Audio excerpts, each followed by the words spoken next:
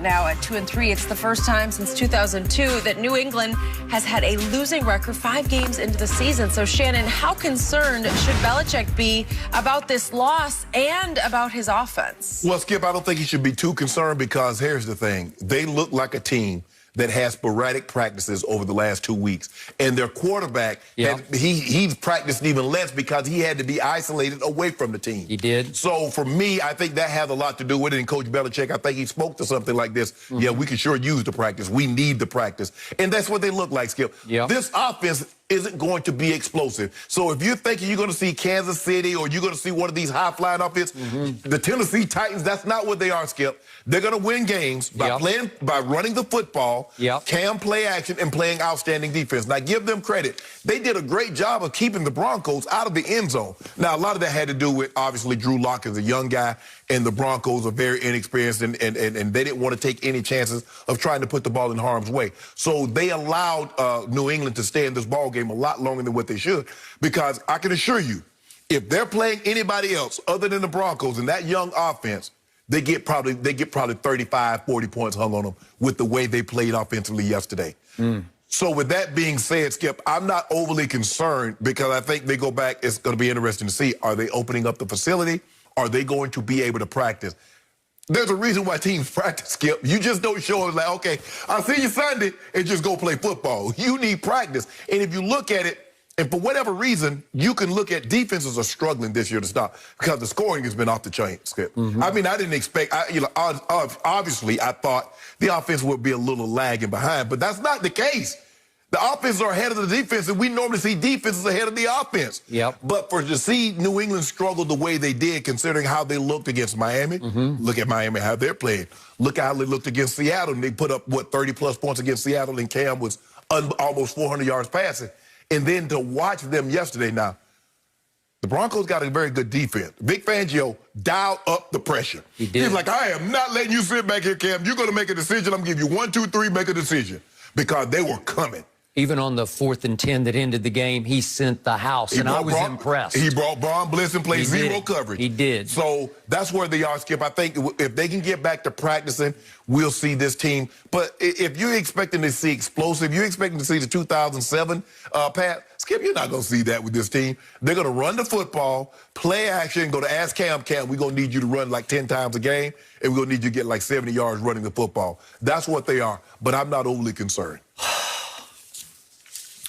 If I were you, I would be very concerned. I'll give you some COVID break here, but remember what we just saw the Tennessee Titans do? They also didn't practice for about 2 weeks. They were COVID-riddled.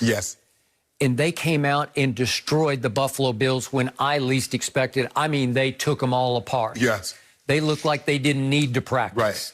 So some teams react better than other teams, and that was a chip off the Belichick block in Mike Vrabel. But, Skip, the thing is with Cam is unfamiliar with this offense. Tannehill has been in this offense. This team has been together. You look at the guys that are playing now. You're like, who is that? He threw to Izzo. I was like, Izzo, is that Larry Izzo, the former special team? He was there last year. He was actually their best tight end last year, and he got hurt. And that's not saying much, Skip, considering that you said the tight end position was devoid of talent last Ryan year. Izzo. Ryan He Izzo, was. He was the best. So, speaking of devoid of talent, Cam's wideouts yesterday caught a grand total of 62 yards of passes. That's not good. Somewhere in Tampa, Tom Brady is stroking his chin saying, I told you so. That's what he said. Because that's what he was stuck with last year. They added Damiere Byrd from Arizona, about their 5th-string receiver in Arizona, to the mix, but it's not a very good mix. And in the last drive, they had to resort to 2 trick plays featuring Julian Edelman, and then one throw Edelman threw it to Cam to move the football and at least get it into position to make the game interesting. So the shocker to me was when I read that this was the first time in the era of the Belichick coach Patriots that the team didn't win the game when not allowing a touchdown. Drew Lock, who I'm not a huge fan of, could not get it in the end zone. But he did set up 6 field goals. 6 times 3 is 18. And the first 6 possessions. So they go 18, and then Cam started to chip away. He suffered 2 interceptions, but they were on tip balls. They weren't horrible throws. They were tipped. But again, They were turnovers, and your man Ryan Izzo lost a fumble, so that's 3 turnovers, and you're probably going to lose like that, and you're not going to be able to score more than the number Tom Brady used to wear for New England, which is 12. Yeah, and the thing is, I was surprised that over the last 5 years that they had such a losing record when losing at the half. You would think, man, Tom make all these comebacks, but they struggle when they don't have the lead at the half. And they struggle. I mean, they look bad. The first time I was like, damn, pass look really bad, Skip. That was pathetic. And the thing is, with that offense, Skip, you can't fall behind like that. Nope. Because they don't have anybody that can go get you an explosive play. They don't have nobody that can rear back, throw it, and go 80 yards. That's not what everything is going to be nickel and dime. Run, play action, shallow cross to Julian Edelman, the comeback route to N'Keal Harry, swing pass to James White. Which worked a couple times. But, Skip, you're not good, Skip. You fall behind by 15 points, and to have to do all that, it's going to take too much time. So here came a 1-3 Denver, the team you played for the most part, and they were ranked 14th in points allowed, kind of middle of the pack. But I agree, Fangio will get them ready. Whatever he has to work with on defense, because there's no Von Miller, right? No. And there's no Jarrell Casey, right? So you've lost your 2 best pass rushers. Whatever he had to work with, I figured he would coach them up and have them ready as he could to play defense. And he did. And they pulled off an 18-12. They stole it. 18-12. You did. And I think this would be a tough Monday. I'd like to be listening to those New England talk shows up in Boston right now, because this would be a tough day to be a Patriot fan after what you had to watch Brady do to Rodgers. Again, no interceptions, no fumbles lost, no turnovers, no penalties, and no sacks. Wow, and a QBR of 96 against Aaron Rodgers and a team that you thought was one of the top 2 teams in the NFC. Yeah, I would have put them number 1 in the NFC. Okay, so that was impressive, and this was the flip side. This was just ugly. Yeah, but I think, Skip, the radio shows and I think the fans understand that, look, we're not the 2000, between 2001 and 2019, we're not those Patriots. Whew. And you're probably not going to ever be those Patriots again. Okay. So I look down the schedule and I see 2 remaining games against the Jets. And those are the only 2 locks that I will give you for this Patriot team, because Jimmy G has a little homecoming after a game last night, which I thought he looked pretty good. I know Kyle Shanahan called a great game. And they minimized his, because think about it, Skip, on 3rd and 7, they took the ball out of Jimmy G's hands and put it in Deebo Samuel's stomach. The clincher play. Yes. That was a heck of a call. And you want to talk about a run. The first touchdown, what happened? Deebo Samuel. He got him down there, Skip. They thought they had him down, and he broke it. So, and Mostert got hurt. He did. He was getting 5-6 yards a clip. He was. So if they can run the football and minimize Jimmy G just dropping back and throwing it, San Francisco built, but give San Fran defense credit too. Okay. Denver had 135 yards rushing at New England. Yes. Can San Francisco get 135? Yeah, absolutely. They probably can. Yes.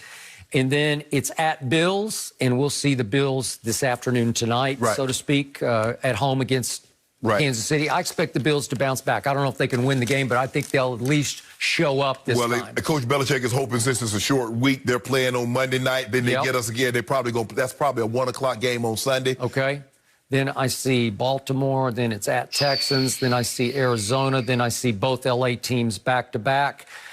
Then They'll probably stay out here, too. I don't see them flying back home and coming back. Then I see at Dolphins, which I do not think will be a gimme cakewalk, not in Dolphins December. are playing well. They're playing very well. And then you get to close at home against the Bills, and your last game is against the Jets. But I can see a bunch of losses left on this slate. Yeah, they let a couple get away. That Seattle game and the Bronco game yesterday, those are the games you look back on. We were right there. We should have won those games. So I can't remember. Did you give up on the bet? I did. You know I did. I couldn't remember. You don't have to mention that. You're always wishy-washy about it. I know You said, well, I didn't really give up on it. So officially you gave up. I gave up. Okay, because it was for 5, but I reduced it. I'll let you give you an out for 2. Okay, got it.